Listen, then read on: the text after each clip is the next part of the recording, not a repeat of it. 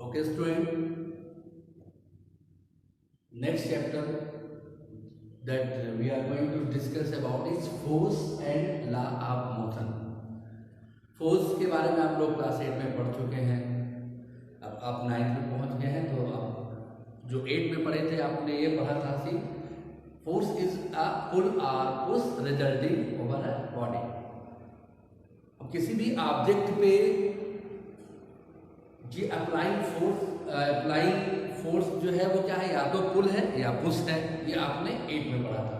अब आप 9th में पहुंच गए तो थोड़ा सा ब्रॉड होते हैं, डेफिनेशन को ऐसे समझते हैं। है तो ये पुल और पुश ही, इट इज आइदर पुल और पुश। लेकिन इसमें ब्रॉड क्या है 9th में आपको ये जानना है। डेफिनेशन देखें, इट इज अ पुल और push resulting from an interaction between two objects that tend to change the state of motion or shape of the object। क्या है ये, या तो धक्का है या खिंचाव है, ये तो क्लियर है। लेकिन ये कब होता है, जब दो ऑब्जेक्ट के बीच इंटरेक्शन होता है। वे फोर्स तब समझ में आता है जब दो ऑब्जेक्ट के बीच इंटरेक्शन हो। अब जब दो ऑब्जेक्ट के बीच इंटरेक्शन होगा, वो दोनों ऑब्जेक्ट संपर्क में आएंगे, तो होगा क्या, तो वो कारक बन जाता है फोर्स, वो कॉज बन जाता है। पुल और पुश वो रिजल्टेड हो जाता है उस रीजन में जो इंटरेक्शन के बाद दोनों ऑब्जेक्ट का इंटरेक्शन क्या होगा, they are tend to change the state of motion. या तो मोशन जो स्टेट ऑफ मोशन है वो चेंज होगा, या शेप या साइज चेंज होगा। तो अल्टीमेटली क्या हो गया, फोर्स इज पुल और push resulting from an interaction. आपको फोर्स तभी रिजल्टेंट में मिलेगा, यानी फोर्स तभी आप समझेंगे, फोर्स एक्सपीरियंस तभी करेंगे जब दो ऑब्जेक्ट इंटरेक्ट करेंगे। और इंटरेक्शन के बाद उसमें क्या हो सकता है, they can change the state of motion. यानी अगर कोई मोशन में है तो स्टॉप हो सकता है, कोई भी ऑब्जेक्ट स्टॉप रेस्ट में है तो मोशन में आ सकता है। कब, जब उस पर वो फोर्स अप्लाई हो, यानी वो रीजन बन जाता है किसी भी ऑब्जेक्ट की स्टेट को चेंज करने के लिए। अब आइदर वो स्टेट ऑफ मोशन हो या फिर स्टेट वो शेप और साइज की बात हो। तो ultimately force is a pull और push resulting from an interaction between two object that tends to change the state of motion और शेप ऑफ द ऑब्जेक्ट। और अगर अब फोर्स अप्लाई हो रहा है तो फोर्स को हम दो तरह से समझेंगे, एक होगा कॉन्टैक्ट फोर्स और दूसरा होगा नॉन कॉन्टैक्ट फोर्स। क्योंकि अभी हमने कहा कि ये तभी रिजल्टिंग होता है जब दो ऑब्जेक्ट इंटरैक्ट करते हैं, यानी संपर्क में दो चीजें जब आती हैं तभी होता है। अब दो चीजें कॉन्टैक्ट फोर्स में भी हो सकती हैं और नॉन कॉन्टैक्ट फोर्स। ऐसा नहीं है कि जो दो चीजें संपर्क में आती हैं उनके बीच ही बल लगता है, फोर्स लगता है। ऐसी भी चीजें हैं जिसमें दो चीजें जो संपर्क में नहीं आती उसमें भी फोर्स अप्लाई होता है, एक दूसरे को फोर्स अप्लाई करते हैं। यही कॉन्टैक्ट फोर्स और नॉन कॉन्टैक्ट फोर्स होता है। क्या होता है नॉन कॉन्टैक्ट फोर्स, पहले देखते हैं कि क्या होता है।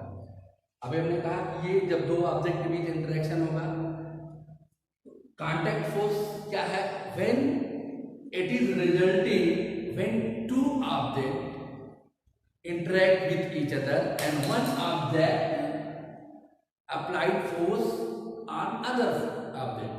यानी इस केस में क्या होगा कि आपके पास ऐसे दो ऑब्जेक्ट होंगे जो एक ऑब्जेक्ट दूसरे ऑब्जेक्ट के ऊपर फोर्स अप्लाई करेगा। तब अप्लाई करेगा जब वो दोनों कांटेक्ट में रहेंगी।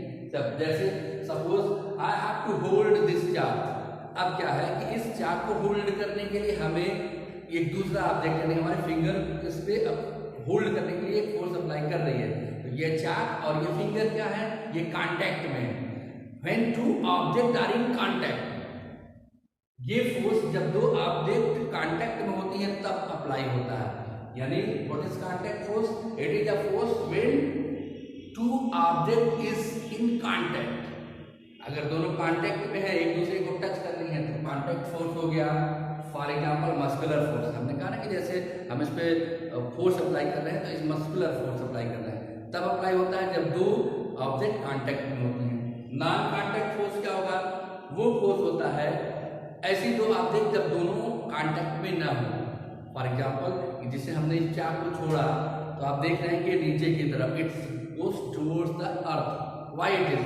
Because a force of attraction is applied over this chalk. Earth क्या कर रही है? अब अर्थ और ये चाक कांटेक्ट में नहीं है, लेकिन फिर भी इसके ऊपर फोर्स अप्लाइड हो रहा है। वो कौन सा फोर्स होगा? वो ग्रेविटेशनल फोर्स होगा। या किसी ऑब्जेक्ट पे जो मैग्नेट है, आपको पता है कि दो अगर मैग्नेट बार ले लिया आपको और इस पे नॉर्थ और साउथ पोल है, तो अगर इन दोनों मैग्नेट को आप संपर्क में ले आते हैं तो आप देखते हैं कि एक मैग्नेटिक फील्ड बनता है। और ये मैग्नेटिक फील्ड या तो ये दोनों अट्रैक्ट करते हैं या रिपल करते हैं। जब दो पोल सिमिलर पोल्स एक साथ सामने आते हैं तो वो रिपल करते हैं, और जब अपोजिट पोल्स एक साथ लाए जाते हैं नजदीक तो वो अट्रैक्ट करते हैं। क्यों? ये कांटेक्ट में नहीं है, फिर भी एक मैग्नेटिक फील्ड बनाते हैं, मैग्नेटिक फोर्स अप्लाई करते हैं। तो ग्रेविटेशनल फोर्स, मैग्नेटिक फोर्स, ये सारे एग्जांपल हैं नॉन कांटेक्ट फोर्स। इसके बाद हमें जानना है न्यूटन्स लॉ, यानी first law of Newton.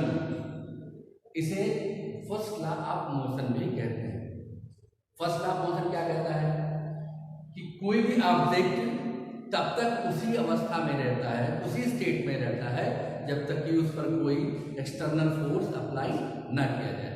That means the object remains in the state of motion if N external force is applied over the object. यानी क्या है कि कोई भी ऑब्जेक्ट तब तक उसी अवस्था में बना रहता है जब तक कि उस पर कोई एक्सटर्नल फोर्स अप्लाई ना हो। या तो मोशन में है तो मोशन में ही रहेगा, रेस्ट में है तो रेस्ट में ही रहेगा। यानी किसी भी ऑब्जेक्ट को अगर उसके स्टेट को चेंज करना है तो उस पर एक्सटर्नल फोर्स अप्लाई करना होगा।